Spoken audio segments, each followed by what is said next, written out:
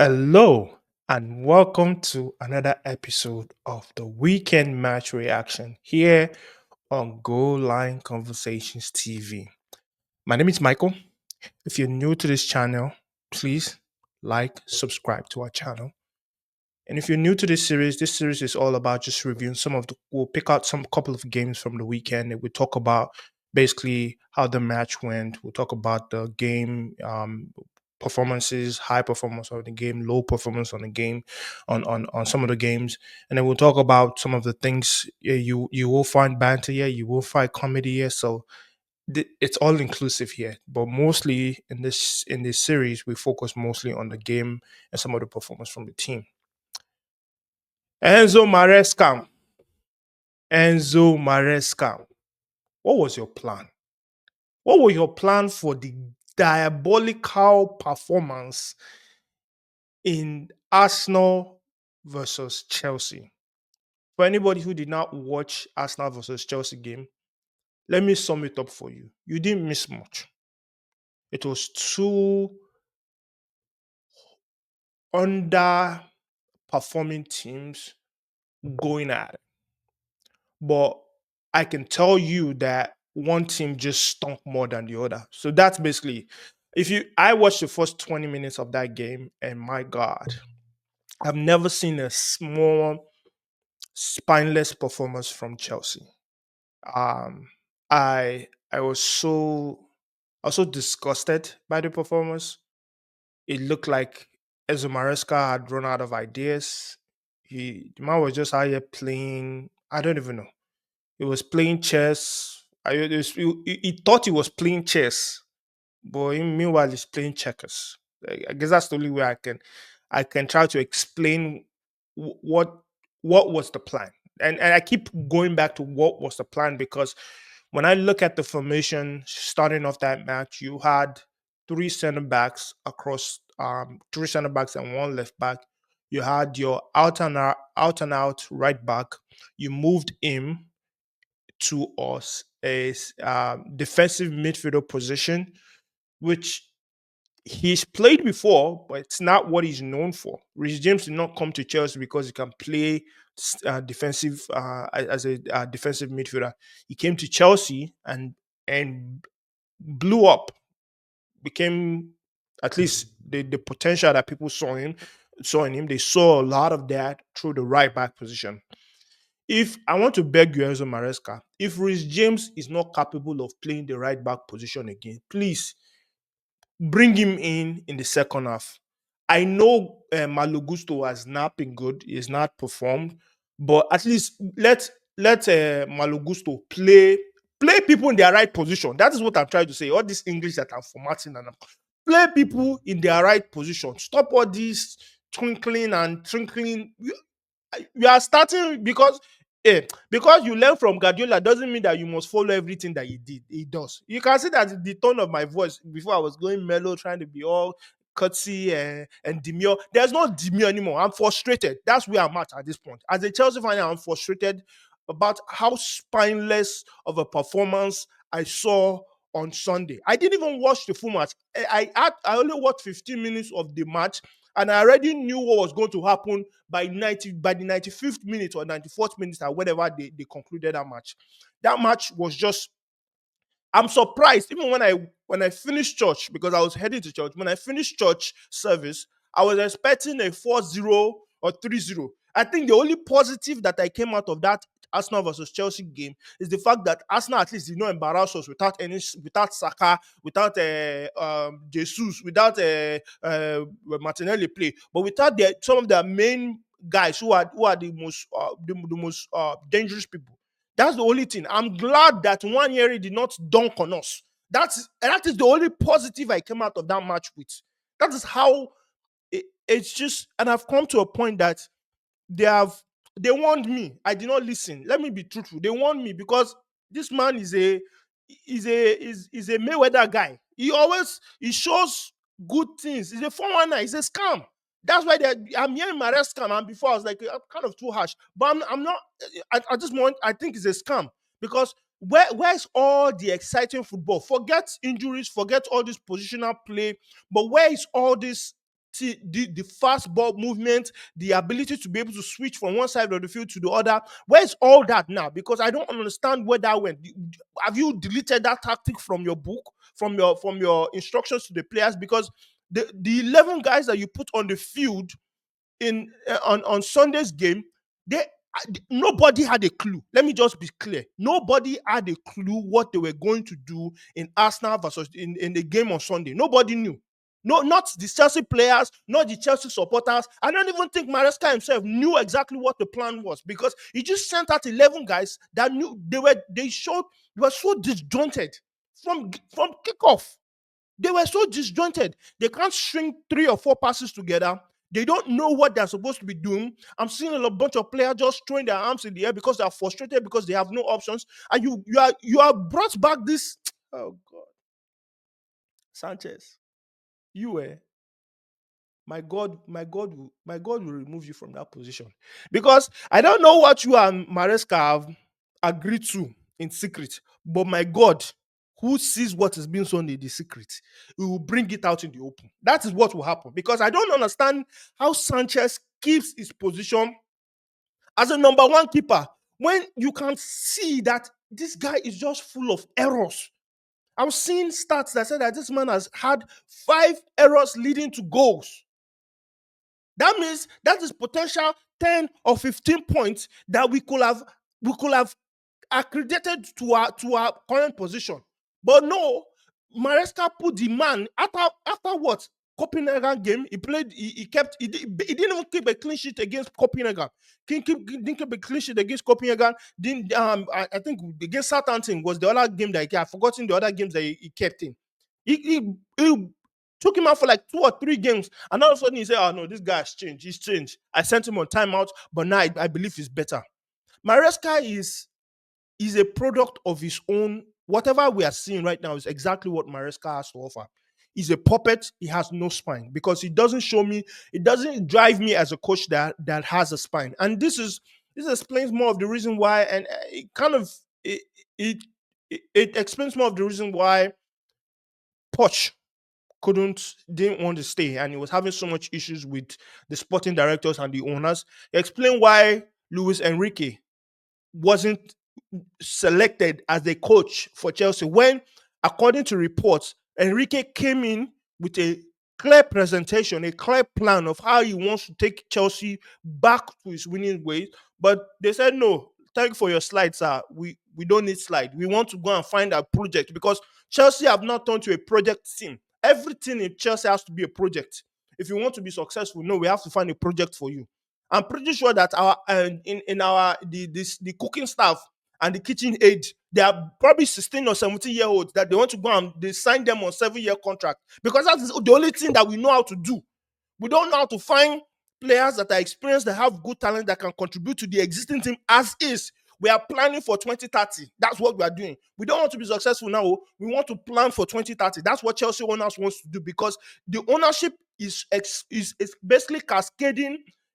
Whatever you are seeing in Maresca is what the ownership wants from him, because Maresca was hired not as a manager, as a coach, a first team coach. That's what he was hired to. So that means that every decision that does not involve the how many yards that pitch, it doesn't concern him.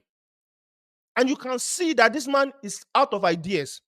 For an inexperienced coach, I would think that I see the likes of Ateta, not trying to going back on mimicking Ateta, but you could see that Ateta is a man that when he wants to, he can take risk. He can make very bold calls. And whether it works or not, is ready to receive the whatever outcomes that comes out of it. The only bold thing that I've seen Enzo Maresca do is send Sterling and outcast him from the team, which I know is just not the decision that he made. It is the decision that the sporting directors made, because they are trying to push Sterling out. So he just tells me that this man is not. They want somebody who's spineless, somebody who doesn't want to win, who doesn't have the hunger for winning. Because there's no coach in this life that wants to win, that sends out that team that played against Arsenal with no plan. There was absolutely no plan. I was looking at players running, hiding. hiding from the ball.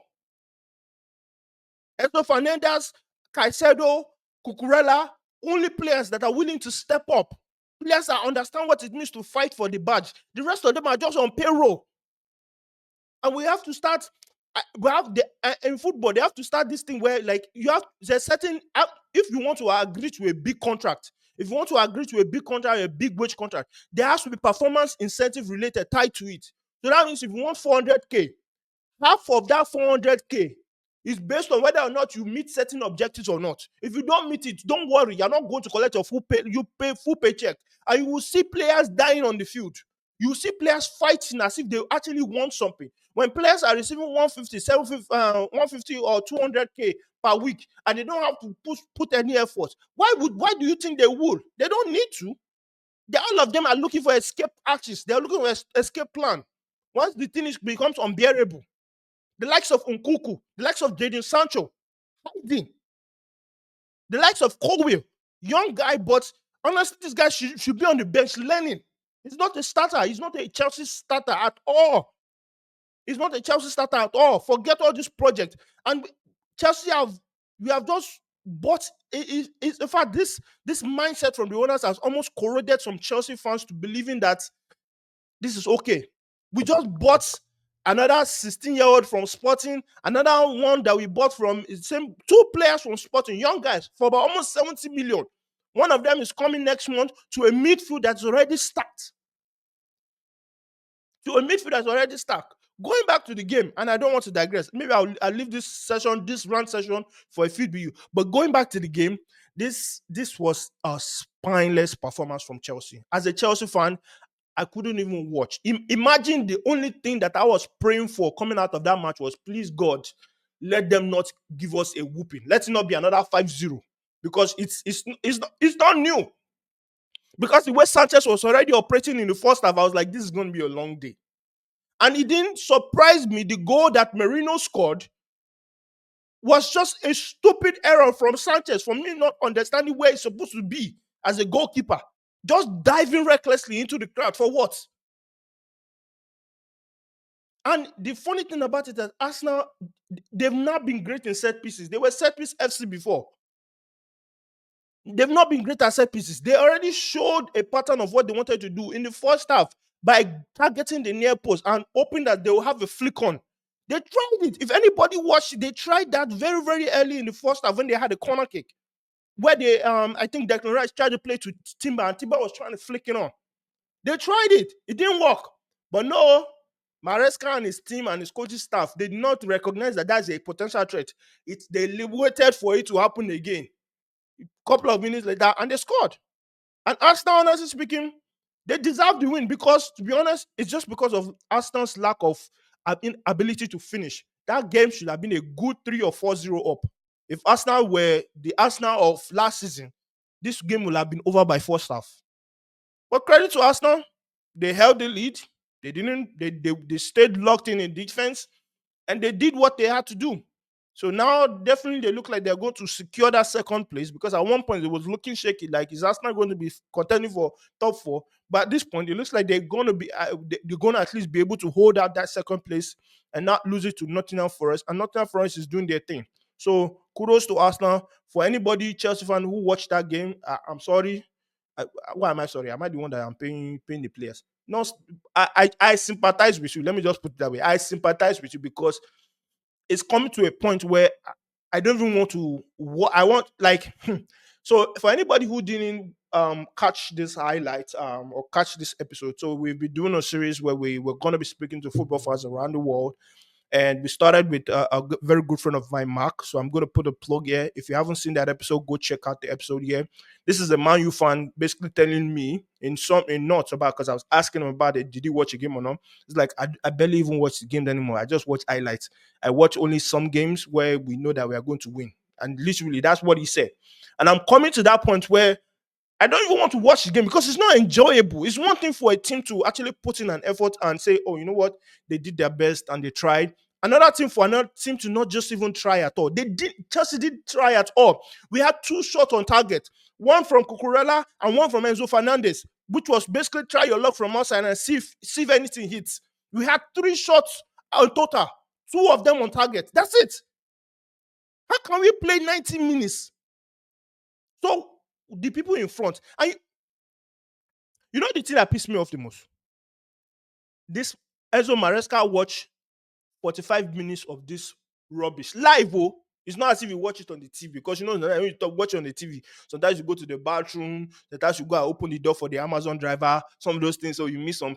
This man watched the full 45 minutes standing, watching 45 minutes, and then he started the second half by making absolutely no changes. He didn't make a change until the 70th minute. So that tells me that this man is absolutely clueless. He's out of ideas. That's it. Enzo Maresca is out of ideas, and he just need to finish this season. Wherever I finish at this point, because I don't think at this rate, Chelsea's not. I don't think Chelsea's finishing top four. Let's call it a buck. Chelsea's not finishing top four. Maybe top five if we are lucky to be able to swindle one of those Brightons, the Dortmunds, because those guys look like they are going to even get ahead of us the way they are playing. So maybe they will have more tougher schedules than we do, and maybe we can swindle a top five. But at this point, we are out of top four. Newcastle is going to get top four. That's it. And if this man finishes anything lower than sixth this season, honestly speaking, by the end of this season, you should just tell him pack your bag and be going, because this man, you are not a man that can change. Because before I thought you would change. Maybe when you come to Chelsea, your ways will change. Second half, you understand what you did wrong in Leicester, and maybe you will use that to improve yourself. But you don't seem like a man that can change. You are a man stuck in your ways. It's a very Pep Guardiola-ish attitude, and I don't want that. If that is the rubbish that you want, because the only thing that Pep Guardiola does is Pep Guardiola has brain. He has ways of tweaking things very, very quickly. Even though he wants to be stubborn in it, but even in game, he knows how to tactically move things around to make it work for him. And he's a proven winner. You are not a proven winner. You won by in championship, different level of football. Now this is a different level entirely. And honestly speaking, I'm at the point where I am done. I'm done with this guy. Once he finishes the season, thank you for your services. Don't sack him. Just thank you for your services. If we don't want to sack him, send him to Strasbourg. Let him go and coach there.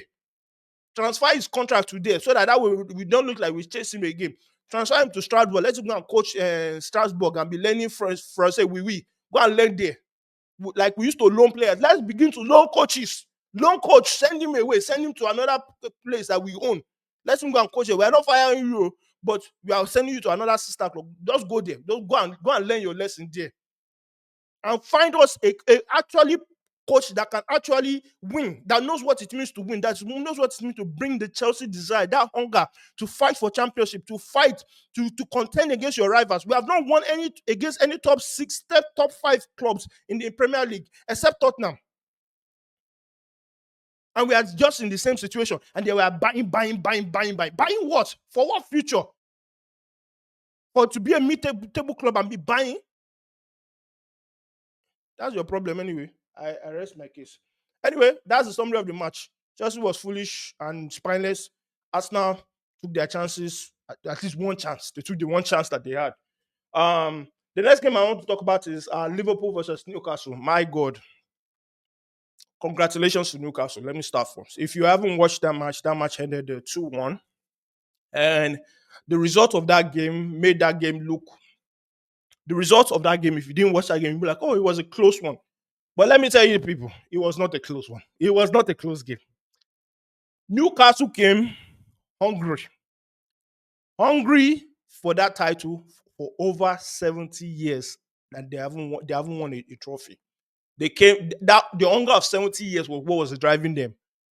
Liverpool, on the other hand, came tired, fatigued, a little bit discouraged from being knocked out by PSG in a penalty in the Champions League.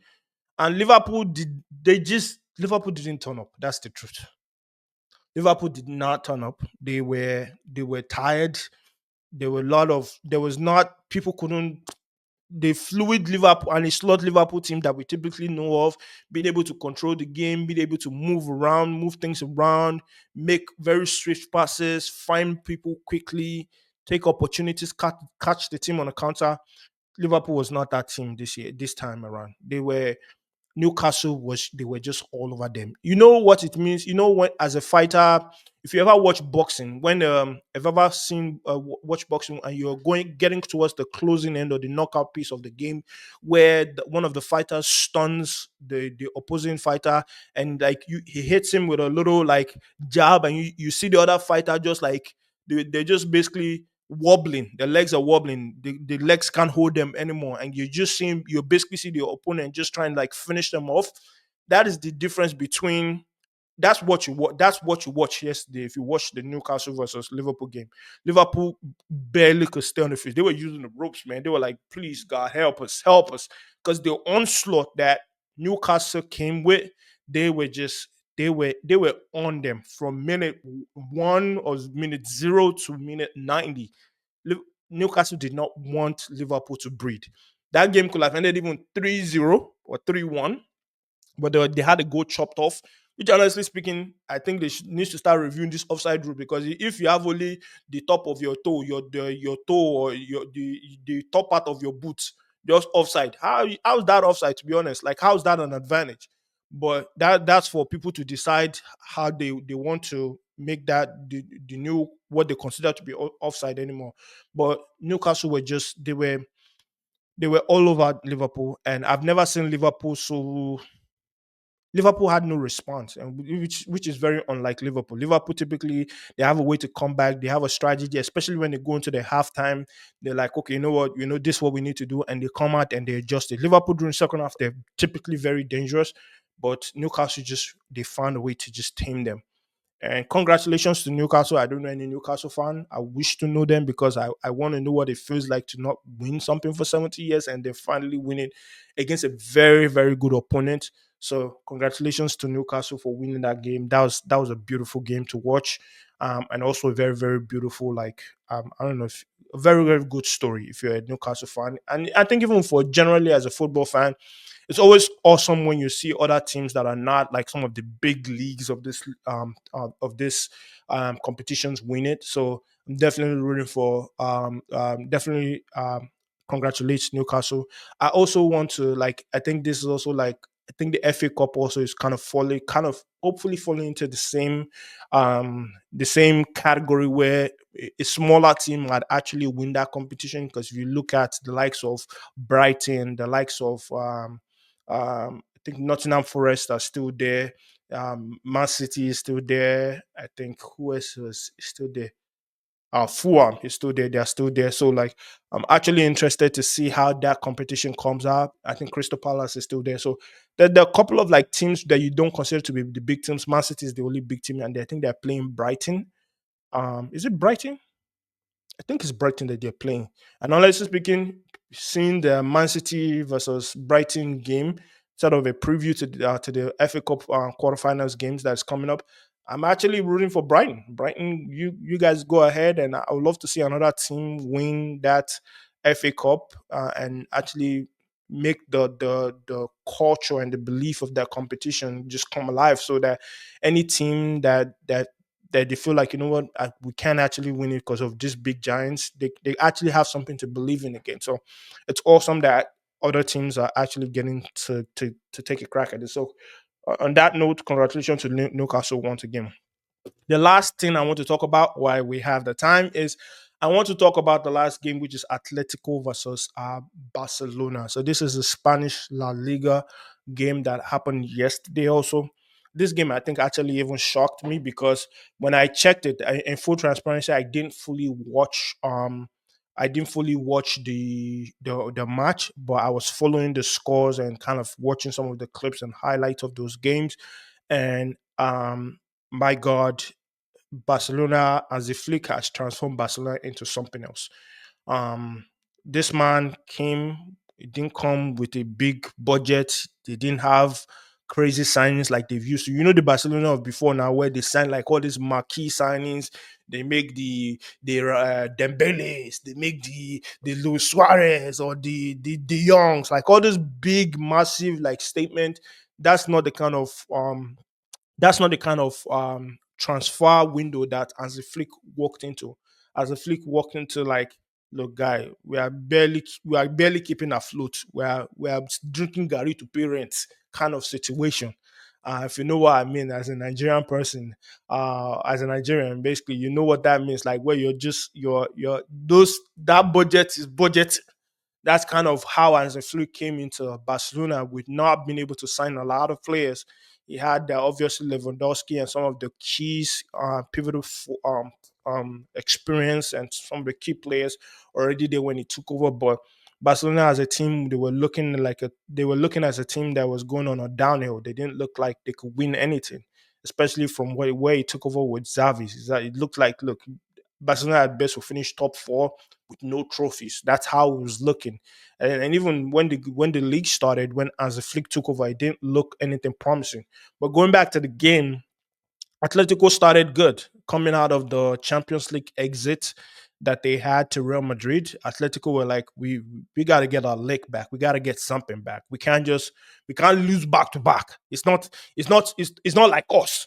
And especially in their stadium, the Atletico Stadium, it's also which is considered one of the, like, if you're going there, if you're going to go play Atletico there, that's like a fortress for them.